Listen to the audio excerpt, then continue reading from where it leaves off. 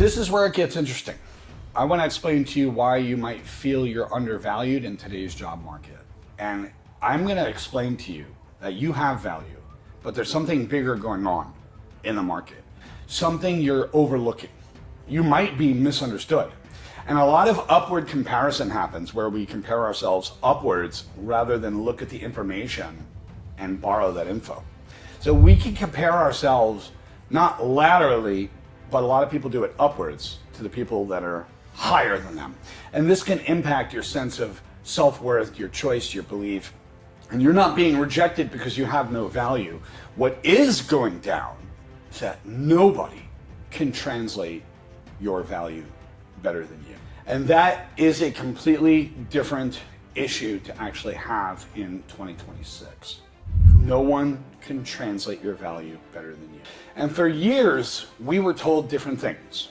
Build your experience, build your background, do yourself a favor, make your resume strong, climb the corporate ladder, collect your certificates, go through your courses, get your achievements.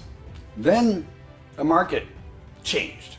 And it's one that people were not ready for. And now companies use the mathematics quite differently. They all use the stats and data differently.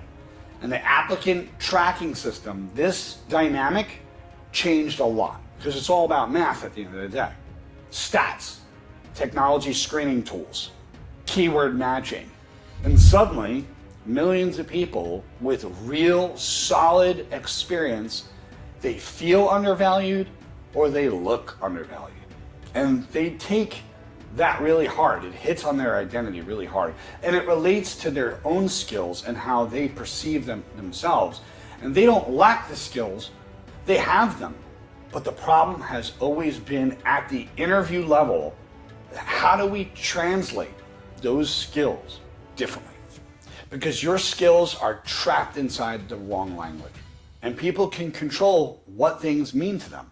We are meaning-making machines, let's face it, albeit an organic one. And it gets interesting because it's quite the journey. Think about what happens when someone looks at an actual resume, because the dynamic is different now. They see your job title, they see the company names you've worked for, and they list all your responsibilities, all the things that you need to do, but they don't see your actual capability underneath that. And it's up to you, not only in the interview, but communication-wise, to translate your value. That is on you. So a project manager doesn't just manage projects, okay? It kind of reminds me of Office Space. I have people skills, right? That's what happens. But a project manager coordinates people. They solve problems. They remove the obstacles that are there. They create connections. And you can see where I'm going with this. It's how that information is translated. A teacher doesn't just teach. That would be short and not enough. They communicate very difficult ideas for easy understanding. They manage conflict in the classroom. They move people and motivate people in ways that they can't do it themselves. They adapt to all of the difficult situations and the changes in the situations. A military leader, someone's military has it on their resume. They're not just rank. They're assertive, they lead teams, they make decisions, they operate under the most worst possible conditions you can imagine. So our big problem in 2026 is not the perception of experience. The very problem sits in the translation of our very experience, and things are getting lost in translation. And we have to get better at translating our own ability into the job market, into our interviews, into our resume. Because we get the optimist and cynicist. It goes back and forth. And there are platforms devoted to the optimist and devoted to the cynical aspect. And the cynic sees a broken system and it waits for change. Or it pushes force to change at a very big scale. And the optimist sees the same and says, how do I create value? How do I create value inside the system that's here? They turn the frustration into solutions and they communicate the problems that are there. And then the cynic influences behavior by reinforcing fear or learned helplessness. They become learned helplessness and they disengage, while the optimist influences behavior by creating a sense of choice, a sense of agency. And they want adaptability. They learn to become adaptable and take action towards solutions. Now, I'm not here to blow sunshine, so I'm going to be very direct about what I say. The problem is not the cynic. The problem is not the optimist, not in and of themselves, not at all. Because cynicism without any action is paralysis. And it'll put you in survival mode really quick. And a lot of people are in survival mode. And optimism without a sense of realism becomes really lofty. So the strongest approach is literally see things as they are. You know, the cynic says companies don't see my worth. The optimist says everything will work out. But the realist and the person who has strategy says the system is messed up, it's changed, I need to translate my value into a language that people understand, and I need to go right towards the job market and translate my experience. But here's where a lot of people go down the slippery slope. They think the answer is creating a better resume. It's not. That's not it at all. Or somehow hacking ATS, applicant tracking system, somehow hacking the keywords that are in there. No. The old way of doing things asked a far different question. What jobs have you done? The new way of actually doing things in 2026 is what problems can you actually solve? What have you solved? And how can you translate that background? That is what's actually changed. And it's not easy for a lot of people. My heart goes out to both sides. My heart goes out to those people. Your title is history. Your capability and your personal value is completely different. We have to be able to take what we know about ourselves and translate that better. Companies don't buy into your past anymore. They do take a look at how you're going to make an impact going forward, and they look at your current productivity. What can you do?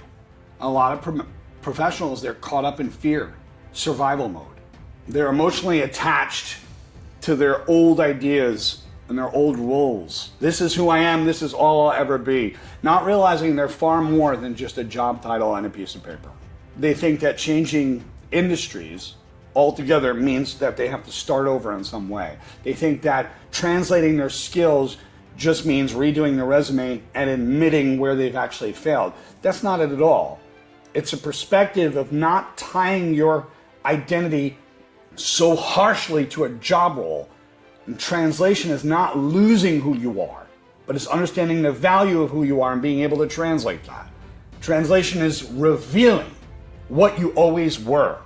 And people are literally not lost in their identity, but they've forgotten how to tap into their own creativity in a way that will translate what they do. That's where it gets unique. And this leads to our question that changes everything for us on this video today. Because people who move forward in this new industry understand one solid idea. Your experience is not your job title. People tie it so harshly to the identity. Your experience is the pattern behind your results. So we can forget about the old ideas of what did I do for all of these years? That I am what I do. What does my work require me to translate and become right now? That is the new question we need to ask. Did you build trust? Did you lead people? Did you solve problems? Did you solve issues? Did you improve parts of the company in some way, shape, or form? Did you have outcomes? Those are skills. Those are the necessary things. Those are the things that are transferable. We have to look at how to transfer our value. Those are the valuable aspects. That's where we translate time, energy, and attention span into what the market actually needs. Because in this technology-driven world, information is everywhere, but confusion is also everywhere. And understanding our human capability, it takes a very unique perception. And that's an idea that's very rare. So if you have years of experience but you feel that people are blind to you in today's job market, please start looking at your career and looking at your identity of who you are differently. Look at it from multiple sides objectively. Get away from asking what jobs actually qualify me for, and start looking deeper. What problems can I actually solve? Or what things have I done that actually can be translated better? Because even human beings get lost in translation. Follow for more translating experience into opportunity. I understand exactly how you feel. People spend literally 20 years becoming valuable, and now the big technology industry and the machines that are out there can't even see us, and that creates a deeper human conflict. I'm Mario Leone. This is the Voices of Victory channel. I help people translate. Take care. Have a good day.